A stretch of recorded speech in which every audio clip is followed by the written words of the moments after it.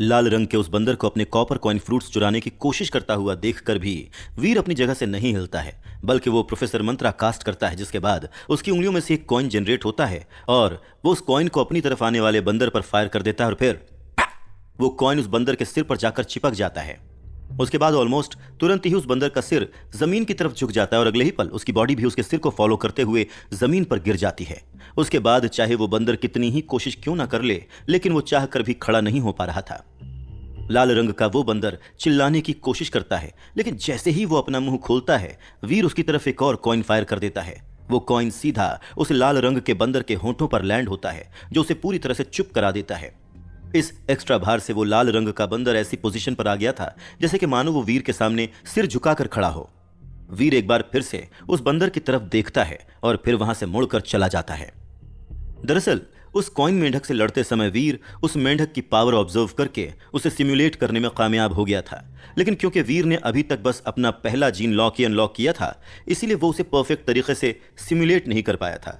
और यही वजह थी कि उस पावर की इफेक्टिवनेस उसकी आधी भी नहीं थी, जितनी कि तब होगी जब वीर अपने कुछ और जीन लॉक्स अनलॉक कर लेगा।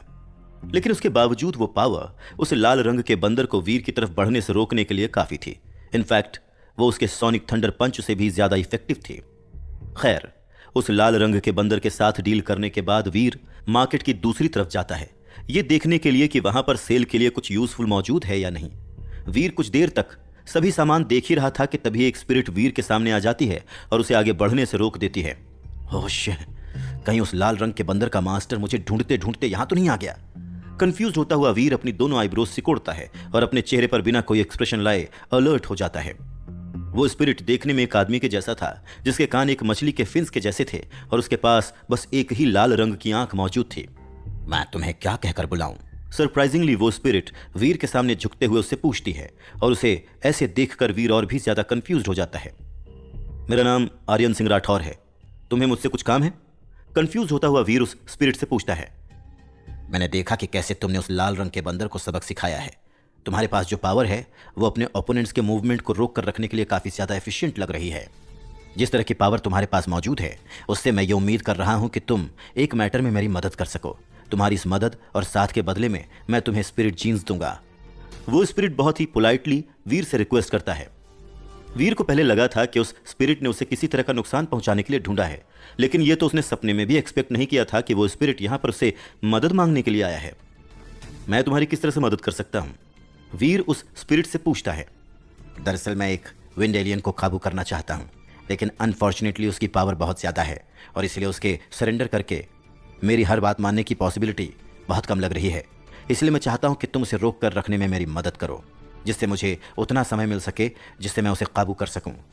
वो स्पिरिट वीर को सारी सिचुएशन समझाता है और उसकी बात सुनकर वीर कुछ देर के लिए सोच में पड़ जाता है। तुम्हारा लेवल क्या है और तुम मुझे कितने स्पिरिट जीन्स पे करने की सोच रहे हो? वीर उस स्पिरिट के ऑफर में इंटरेस्टेड था और इसीलिए वो उससे और डिटेल्स मांगता है। मेरा नाम यू यांग है और मैं एक नाइट हूं। तुम्हारी इस मदद के बदले मैं तुम्हें 10 फायर एलिमेंट स्पिरिट जीन्स दूंगा। वीर की बात सुनकर वो स्पिरिट उससे कहता है, ठीक है, लेकिन अगर मेरी मदद के बावजूद तुम उस स्पिरिट को काबू में नहीं कर पाए तो तुम्हें तब भी मुझे पे करना होगा। वीर उस स्पिरिट से कहता है, ऑफ कोर्स, उसकी चिंता तो तुम करो ही मत। इनफैक्ट क्यों ना मैं तुम्हें एडवांस में ही पे कर दूं। वीर से इतना कहने के बाद यू यांग अपना हाथ आगे बढ़ाता है। अगले ही पल उसके हाथ की हथेली में एक आग का जन्म होता है और फिर वो आग हवा में होते हुए वीर की तरफ जाने लगती है। वीर उस आग को पकड़ता है और उसकी गोल्डन फ्लेम्स वीर के खुद के हाथ की स्किन में मेल्ट हो जाती हैं और फिर नाइट क्लास फायर जीन +1। वीर की पावर स्क्रीन पर उसे ये शब्द नजर आने लगते हैं। यू यांग इसी तरह से वीर को 9 और ऐसी फ्लेम्स देता है और वीर हर एक को एक्सेप्ट कर लेता है। हालांकि फायर जीन वीर को फिजिकली स्ट्रांग तो नहीं बनाएगा, लेकिन कम से कम वीर जब भी फायर डैमेज के साथ डील करना चाहेगा तो वो उसकी मदद करेगा। वीर के फायर अटैक्स और फायर रेजिस्टेंस दोनों ही बढ़ जाएंगे। अगर वीर फायर के काम और आर्ट्स की प्रैक्टिस नहीं करता तो ये सब कुछ वेस्ट हो सकता है, लेकिन फॉर्चुनेटली वीर हर एक एलिमेंट की प्रैक्टिस कर सकता था। यू यांग से स्पिरिट जीन्स लेने के बाद वीर और यू यांग मार्केट से चले जाते हैं। वो दोनों एक शांत पार्क पर पहुंचते हैं जो शेल्टर में ही कहीं मौजूद था। वहां आसपास बहुत से ऑर्डिनरी एलियंस मौजूद थे और इससे एक बात बहुत ही जल्द और साफ तरीके से साबित हो गई थी कि यहां आसपास के इलाके में यू यांग एक हाई लेवल की स्पिरिट था। वीर देखता है कि एक पिंजरे के अंदर एक विंड एलियन ऑलरेडी ट्रैप्ड था। वो एक लाइम ग्रीन जायंट वुल्फ था जो बार बार उस पिंजरे के बार्स पर विंड्स के ब्लेड्स फायर करते हुए गुस्से में चिल्ला रहा था। वीर उस विंड वुल्फ की तरफ एक कॉइन फायर करता है और क्योंकि वो विंड वुल्फ पिंजरे के अंदर कैद था इसीलिए वीर को अपने निशाने के चूकने का कोई डर नहीं था और यही वजह थी कि वो कॉइन वहीं पर ही लैंड हुआ जहां वीर उसे लैंड कराना चाहता था। विंड वुल्फ देखने में थोड़ा हैवी नजर आ रहा था और साथ ही साथ काफी ज्यादा गंदा भी था, इसीलिए वीर के कॉइन फायर करने के बाद भी वो वुल्फ जमीन पर तुरंत नहीं गिरा था। लेकिन हाँ, ये समझते हुए कि वहां पर चल क्या रहा है, वो वुल्फ वीर को अटैक करने की पूरी पूरी कोशिश करने लगता है। वीर उस वुल्फ की तरफ 7 और कॉइन्स फायर करता है और उसके बाद वो वुल्फ अब गुस्से में नजर नहीं आ रहा था बल्कि अब वो उदास और होपलेस मूड में नजर आ रहा था। प्रोफेसर मंत्रा का पहला टायर बहुत ज्यादा कमजोर है। अगर मैं उस कॉइन मेढक के जैसा होता तो इस वुल्फ के जैसे एलियंस बस 2 ही कॉइन्स में ढेर हो गए होते। मुझे वाकई में अपने जीन लॉक्स को अनलॉक करने के लिए कुछ करना पड़ेगा। एक गहरी सांस लेते हुए वीर मन ही मन सोचता है। लेकिन यू यांग इस नतीजे से काफी ज्यादा खुश था। जब वो इस बात के लिए श्योर हो गया था कि वो वुल्फ अब किसी भी तरह का हमला नहीं करेगा, तब वो बिना किसी देरी के उसका पिंजरा खोलता है। फिर उसके बाद वो आगे की तरफ झुककर उस एलियन के माथे पर अपना मार्क छोड़ने की कोशिश करता है।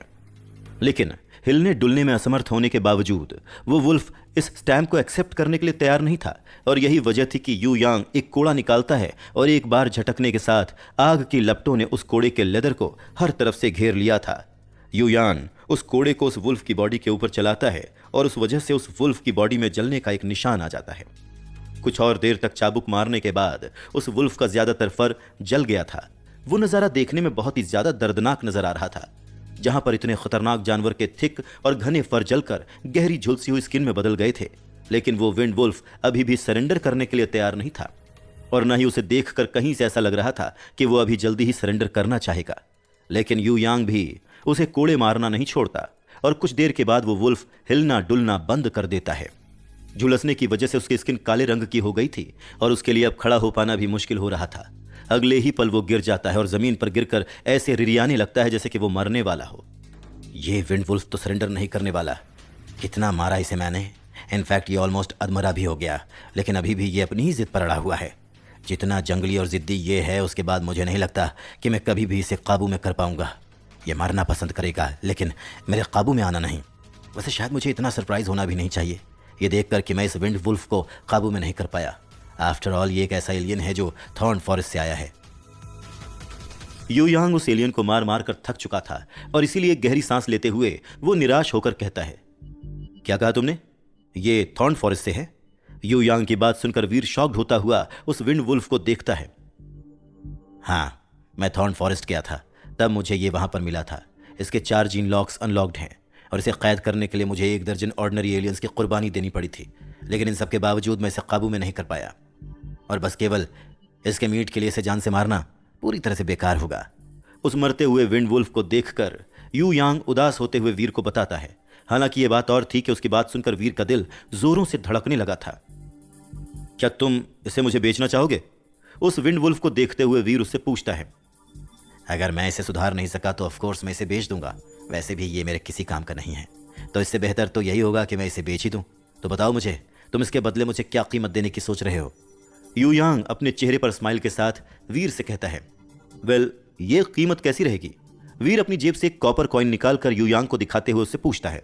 हालांकि ये बात और थी कि वीर के हाथों में उस कॉपर कॉइन फ्रूट को देखकर यू यांग काफी ज्यादा सरप्राइज्ड हो गया था और इसीलिए वो हैरानी से वीर की तरफ देखने लगता है।